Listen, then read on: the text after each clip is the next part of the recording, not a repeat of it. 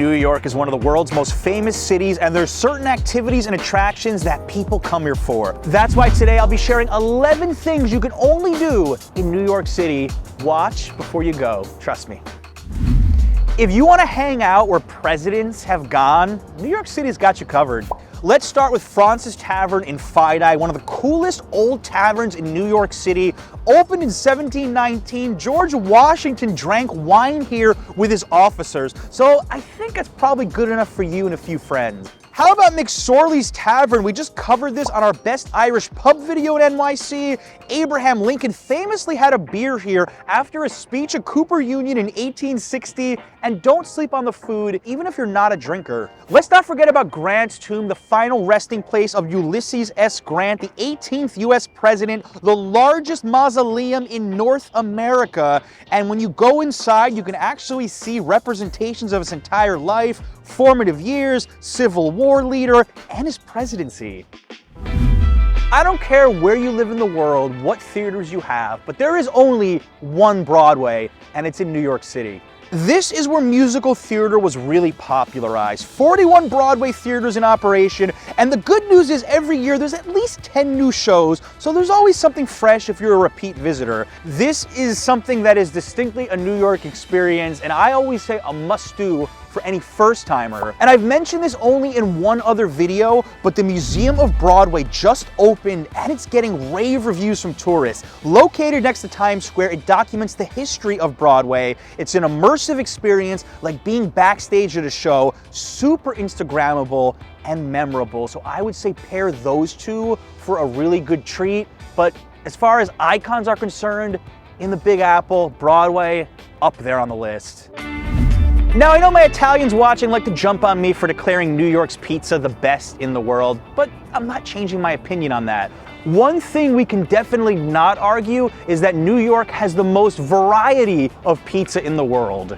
I mean, you can go to the first pizzeria in the United States at Lombardi's, opened in 1905. You can find authentic Neapolitan locations like my favorite, Ribalta, where real Italians are making the pizza. And outside of the obvious standard New York City fare, we've got the crazy stuff. We covered this in a video recently. I'm talking insane cheese pulls, chicken tikka Indian pizza, and a whole lot more. For pizza lovers, New York City is an absolute dream come true. And I talked about the variety. New York also has the most pizza spots in the world at over 1,500. If you want it on pizza here, you can find it.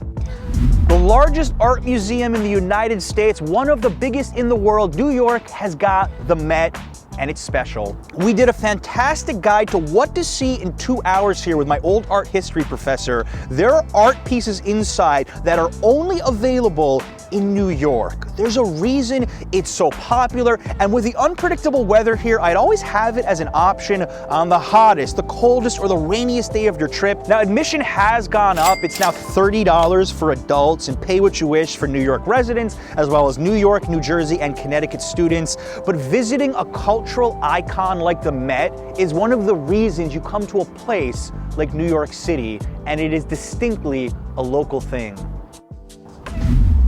You could visit the most diverse neighborhood on the planet, Jackson Heights, Queens. You know, Queens, they call it the world's borough, and we are actually standing in Queens right now, one of the best places on earth to eat. 130 different languages are spoken in Queens on a daily basis, and walking Roosevelt Ave is one of the coolest things you can do in New York as far as I'm concerned, with all the street food vendors from around the planet. If you need some help, consider taking a food tour with my friend Greg, who runs them in his home neighborhood. Link in the description. But to add one further note to this, you can find food from almost anywhere here. No other city can compare with the diversity. Queens has the richest concentration of culture in all 5 boroughs, and for a real taste of what makes New York so special, pun fully intended, you need to go. Every New Yorker has their favorite bodega or deli, and embracing that local culture is just gonna put you one step ahead of other visitors. And bodegas are such a New York institution. They were popularized in the mid-20th century by the local Puerto Rican population, some stores even named after places in Puerto Rico, and despite their Hispanic origins by the late 2010s, half of all bodegas were operated by Yemeni American immigrants. Now, not only can you find your typical snacks and drinks there, no, you can do a lot more because they serve some of the best sandwiches in the city. And if you want to grab food where the locals do and not the touristic Katz's, your corner store is going to impress you. Extra credit for visiting General Ak and ordering a sandwich the Aki way. Sure. That's one experience I'll never forget. And seeing bodegas and delis on just about every corner is about as New York City as it comes. In New York, you can visit the tallest observation deck in the Western Hemisphere. New York has 5 observation decks, and we just finished visiting all of them in one day. If you want to know which ones to go see, watch that video. But One World Observatory is on the 100th and 101st floors on the tallest building in the Western Hemisphere. At 1,176 feet tall, this is as high as you can get inside with absolutely breathtaking views. Now, if you've got $185 to spare, you need to visit City Climb at the Edge, the highest open-air building ascent in the world at 1,200 feet. Suspended by rope. If you're afraid of heights, I'd opt out of that one. But there's no better way of appreciating the Manhattan skyline than from 100 floors up, and there's nowhere else you'll have this many options of observation decks either. Unlike in Hollywood, many of the movies and TV shows are filmed on location in the Big Apple. Now, I can always tell when it's a set versus actual New York. I mean, you've got the classics like The Friend's Apartment, Gossip Girl, Girls, When Harry Met Sally at Katz's, The Ghostbusters Firehouse, Home Alone 2, Spider-Man, Avengers, on and on. And if you visit here enough or live here long enough, you are very likely to walk by movies or TV shows filming on the street. There's a reason many people say walking around New York feels like you're in a movie, because it actually is. Now, if you want to go on a tour, my recommendation is to visit themegandaly.com. She and her guides specialize in tours that are going to make you feel like you walked onto the set of your favorite New York movies and TV shows. New York is home to some iconic sports teams and arenas. All right, so while you can't watch a game at the original Yankee Stadium, watching the New York Yankees with the pinstripes for a tourist, the team with the most World Series in MLB history, is unique and special. And to set the record straight, yes, I am a Yankees fan. Half of you guys are here to unsubscribe, just kidding. But you can still visit one historic sports venue, Madison Square Garden, nicknamed the world's most famous arena for a reason, where the Rangers play, one of the original 6 in the NHL. I am not a Rangers fan. And home to the New York Knicks, who have made the playoffs once in the last 10 years, but still a fun experience. And attending anything from a concert to a sporting event at the iconic Madison Square Garden is a very New York City experience. How about visiting America's largest department store? Up until 2009, it was actually the largest in the world, and Macy's occupies more than 1.2 million square feet and stretches across 11 floors. And if you know where to look, it's one of the few places left in the US where you can see old wooden escalators. Located next to Herald Square, it's perfectly central for any tourist.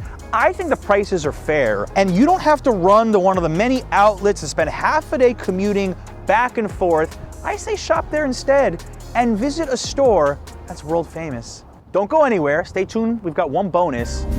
Statue of Liberty. This is probably the most obvious thing that you can only see and only do in New York. But is there a more iconic symbol of the city? This was what new immigrants to America first saw by boat, when Ellis Island was the immigrant hub between 1905 and 1954, and any ticket to the statue also includes access to Ellis Island. If you have time, I say this in so many videos, book a ticket to get inside the crown of the Statue of Liberty, because in my 11 years living in New York City, that still ranks as one of the most unique things I've ever done. You can take a really cool tour of the United Nations, which is a testament to New York being a global center. It's 1 hour long, costs $22. You'll learn about the history, visit the famous General Assembly Hall and Security Council chamber, as long as meetings aren't going on. And get this, tours are offered in all 6 official languages of the United Nations. Arabic, Chinese, English, French, Russian, and Spanish. They even have a special thematic guided tour for kids 5 to 10, which sounds really cool if you're in the city with your children. Now that you know things you can only do in New York City, let's add one more bonus to the list: hot dogs and the best spots to eat them. Watch this next.